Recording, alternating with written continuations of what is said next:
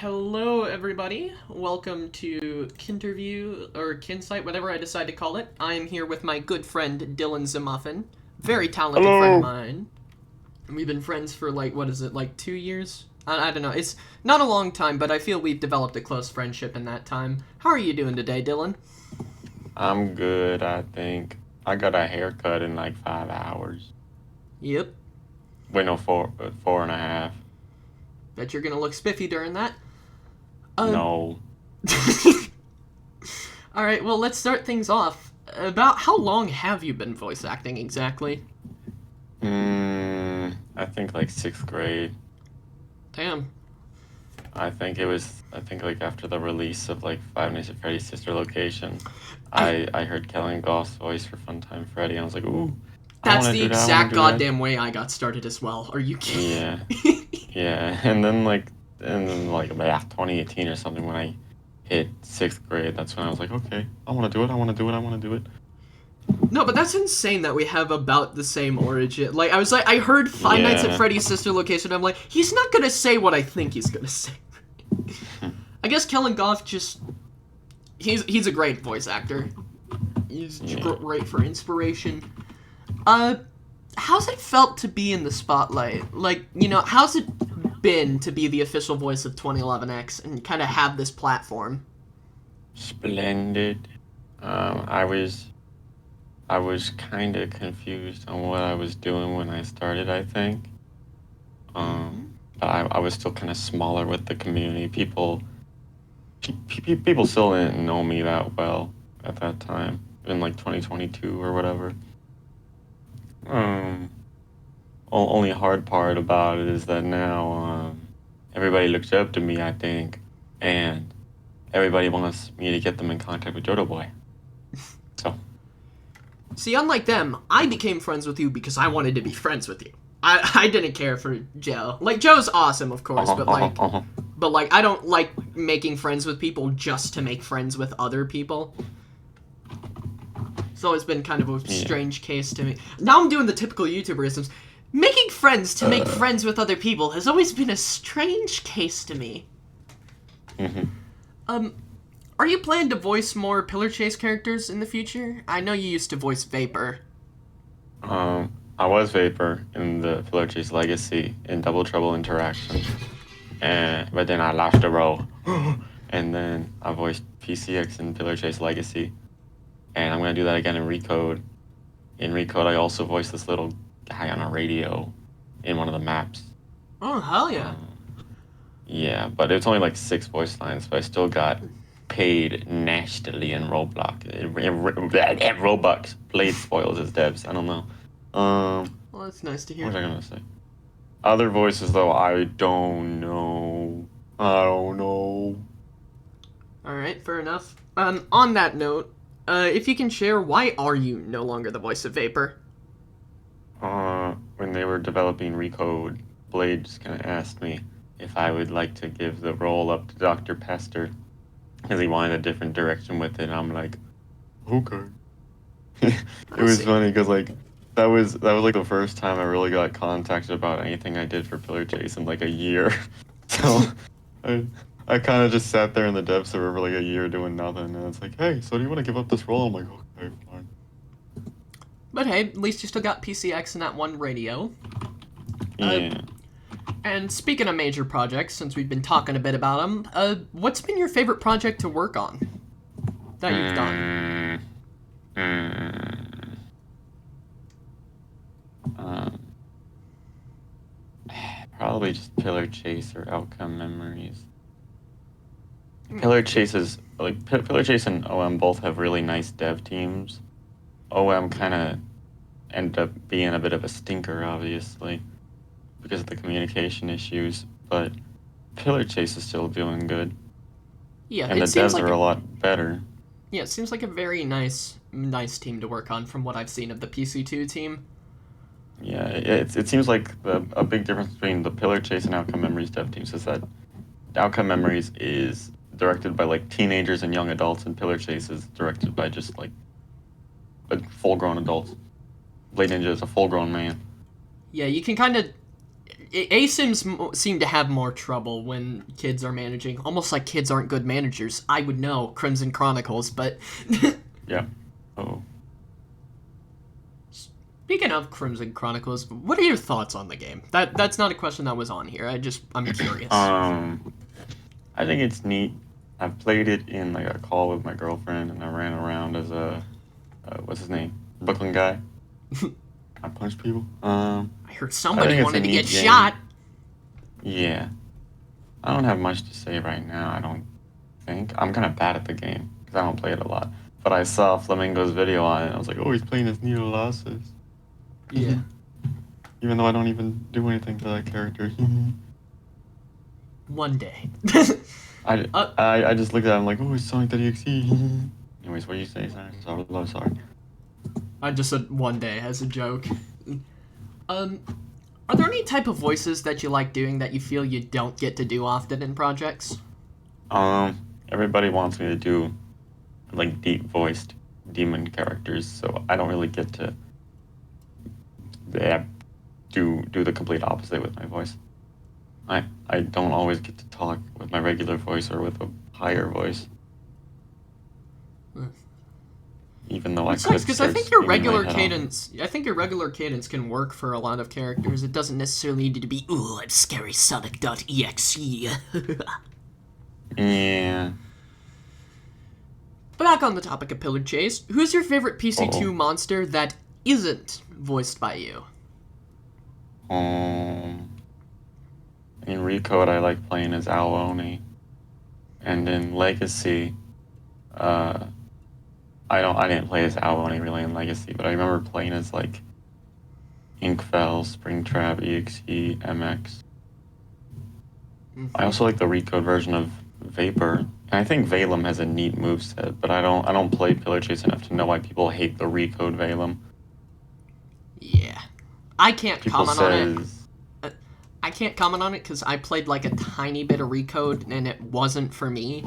But honestly, it's still really high quality. Like, obviously, it's just kind of one of those games that isn't my gameplay loop that I enjoy.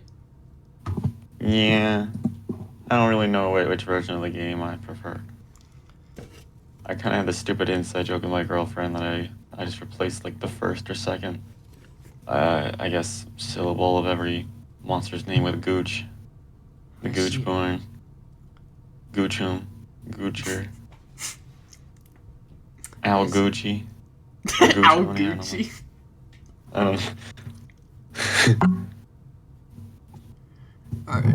Staying on the topic of ASIMs, if you could get any voice role in any ASIM, what would you pick? Just like, you can instantly get onto any dev team you want.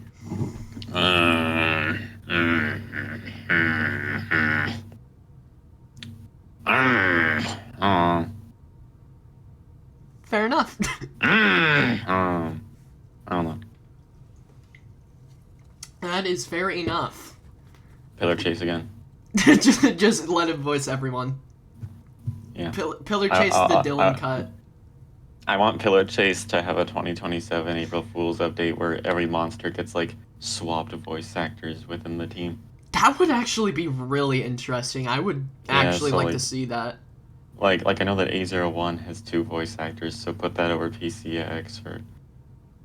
That could actually be really interesting. You should actually talk to Blade about that per chance. Yeah. Per chance. Staying on the topic of voicing. I know I'm saying staying on the topic a lot. I'm bad at transitions, but we kind of already touched on this, but who's your biggest voice acting inspo? Let me think. Kevin Goff, and then Roger Craig Smith, I think, and then Good picks. Churgum Gurgum, and myself. Not really. Yeah. I agree on the Kellen Goff one. Though personally, the Sonic that got me into voice acting was Jason Griffith. I think he's good too. And Ryan Drummond, those two. I just sort of said Roger because he's the most recent voice actor. Yeah, and Roger does great. Roger has a lot of vocal range that people do not give him credit for. He's voicing a good chunk of the modern Sonic cast. It's not just Sonic. good chunk of the modern side. Well, not like a massive chunk, but still decent enough, I'd say. He's voicing Omega, he's voicing Sonic, he's voicing King Dodonpa, I'm pretty sure. He voices Commander Tower. He has all sorts of roles. He has a lot of range that people don't give him credit for. He's the guy in regular show. Yeah. Those apple fritters are double glazed. Ignore my voice being so soft. I'm just awkward. No, it's fine. I know I'm being recorded, so I'm awkward about it. It's completely fine. People put up with my voice for some reason. They'll put up with anything on this channel. That's crazy. Kind of on a similar note to question 8, but are there any projects you wish you could be on that you aren't already on? Doesn't have to be an ASIM. I want to work on a Five Nights at Freddy's project or something. I've always wanted to do that kind of thing, but I can never really find it. There was this time I was in a dev server, and somebody in there was like, Dylan, I could get you possibly hooked up with some, like, fan game dev teams. And I'm like, oh, really? But we never really went anywhere with that. I wanted to be on Bite by Night, and I went to Prinzo about it, and I'm like, hey, do you think they would fuck with me on Bite by Night? And he's like, they already have, like, 10 voice actors on the team. I wouldn't really get your hopes up about it, so I'm like, damn it. That is a shame. Bye Bye Night is also one I've been interested in, unfortunately. Unfortunately, because it's never gonna happen, that's what I mean. Because they, like you said, they have 10 voice actors. Or, I don't know if it's... I am working on a few small FNAF projects. I could ask around after this is over. Yes. Right now, the only one I think that's open, though, is a fan dub of Fazbear Frights Into the Pit. I can definitely talk, because I'm pretty sure we still need, like, a Jeff voice, and I think you could do a pretty good Jeff. I'm not a good improv. Oh, it's not, no, not fan dub like in real-time fan dub. I mean, like, we're actually dubbing the book. Okay. What would you say is your most underrated OCs? Because you make OCs a lot and post them on Twitter quite often. I'm gonna be honest with you, dude. I haven't made a new character in, like, months. I don't really talk about my fuckers. Let me think. I don't really know if I have an underrated one. I mean, technically I do, but I don't talk about any of them enough. You can just cop out and say all of them. There's no rules here. All of them? The only ones that I really talk about are Cornex and the little teal fucker. So... You definitely should talk about them more. I would love to hear about them more. Yeah. On a similar note, what is the OC design you're the most proud of? I feel like this is kind of cheating, but I really like Corden's design, but I can't... I say it's cheating because I didn't make the original design. Technically, that was Eddie Boss. Like, I could send you an image really quick. Hold on, give me a second. I once told Eddie about how I was interested in making my own EXE take, and I gave him descriptions of, like, 3 forms it would have, and I cannot find the fuck. Okay, there it is. And he just kind of sketched out what I described to him.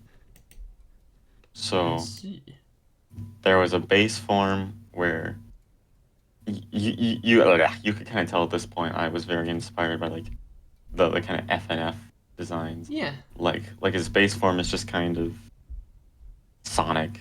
There's a second form where he turns into a weird, just taller, lankier one.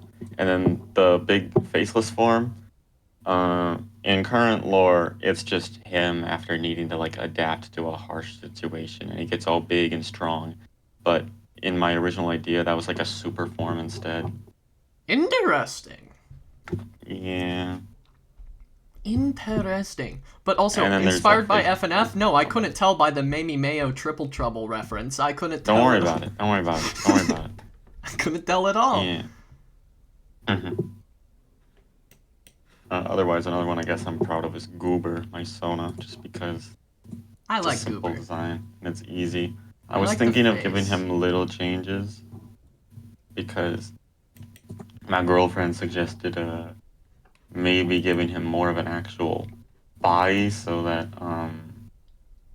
you know, he can wear more clothes, and it's more probably appealing for people to draw. Because not everybody just wants to draw a stick man. Understandable. Yeah. All right. Well, what's your favorite FNAF game? Since we're talking about FNAF earlier.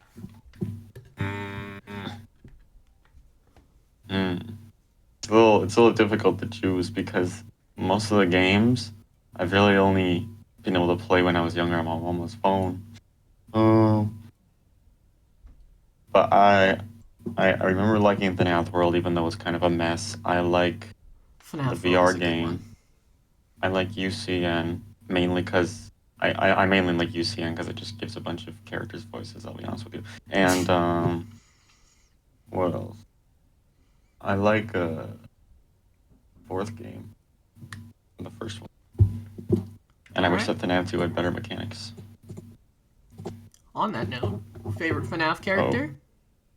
Withered Freddy. Good pick, good pick. FNAF 2 had some really good designs. Yeah. On Twitter you often post little voice acting skits, usually 2011X related, but I'm pretty sure you've done some other ones. How do you usually come up with them? Like the Lord X Milk skit, for example. Do the ideas just pop in, or do you like have dedicated brainstorming sessions? I just kind of wing it most of the time. The Lord X Milk thing, that actually took me way too long to come up with. It was something that I wanted to make with my girlfriend, where it was just this joke where my girlfriend's little vessel, Sona, is like, it's like, X, we're out of milk. You need to go get some from the store. So he goes to the store, has a little argument with Allfather, and he goes into the aisle. But I went through so many ideas trying to figure out, like, what would be the funniest. I didn't save the recording, but I had a recording where instead of arguing with Lord X as Lord X pours milk on himself, it was that skit. You know the skit where it's like Sonic and 2017 X, and he's like, oh, hey, who are you? It was just them in the aisle, and they just start bickering with X over it. That could have been interesting to see. Yeah, and then eventually I just went back to Lord X. I'm like, okay, but how would I make this funny? Because I would want him to say, I'm you from the future, but I don't know how to make it sound original. And then I don't even know what prompted it. I just sat there and I'm like, wait, I could just make him pour milk on it. I could just shock people, make him pour milk on himself and just make weird noises and go, hello. You started composing recently. What made you decide to pick up the hobby? Puppet One, my friend, he's a good composer, and I watched him compose in VCs with me for like years, and I was like, I could do this, and I just like listening to music whenever I'm bored, so. Got to make your own playlist now. Just make Yes, music. I haven't. Yeah, I haven't touched FL Studio in like 4 days. I'm fried already. I got FL, and then like I saw it, and I got overwhelmed. And I'm just like, I'm out. That was how it was the first time I used it, because the first time I had it, I had this really outdated version of it, and the guy in VC who was trying to help me was losing his shit because there was so much different about his version. Yeah. Well, what's another hobby you have that not many know about? Or at least you think not many people know about? I don't think it's that not many people know about it, but nobody really pays attention to it whenever I post little drawings that I do on Twitter. I really want to put them on Twitter so it makes sense, but yeah. I like your art style. Your art style is very cute. Thank you. Alright. So, first, for a little context for the viewers, I'm gonna put it on screen now. This is Michael. Dylan has this reaction image called Michael that he sends a lot, and he has, like, several different variations. He has an animated GIF version, he has a big version, a small version, a sticker version. How did this Michael bit start? I think I saw that picture of that dog one time. I probably found it on Pinterest or something. I think the first time I really used it for a joke was,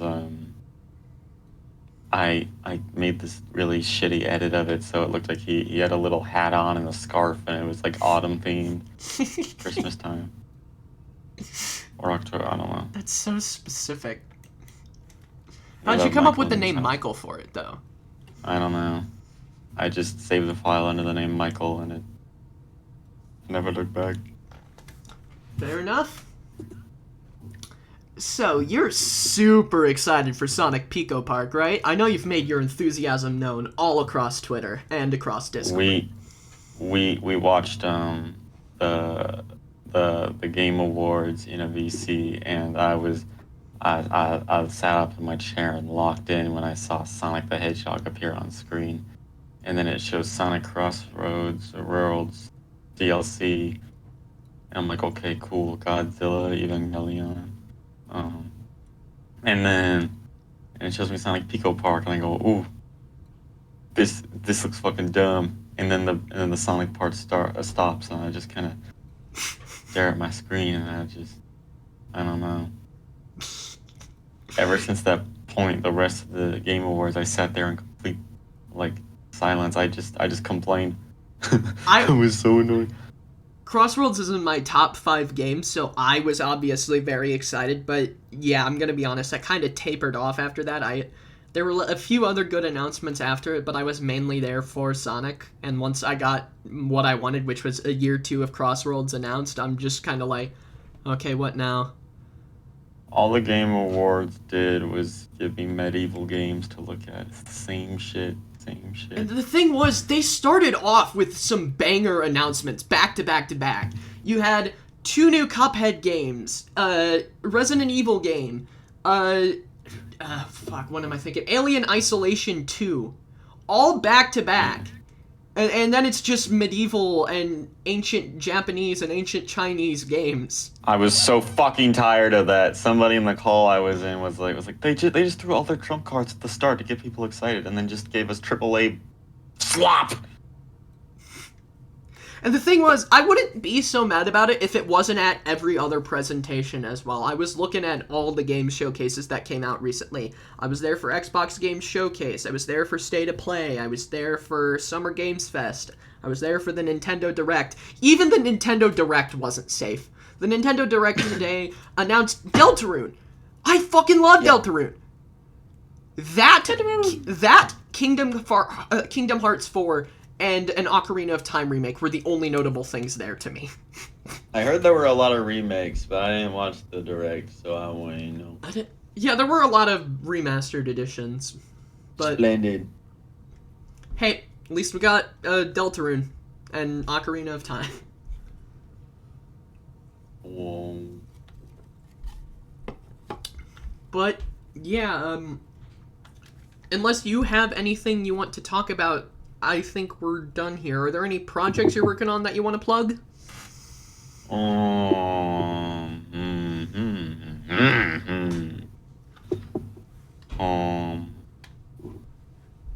Friday Night Funkin' X Mix.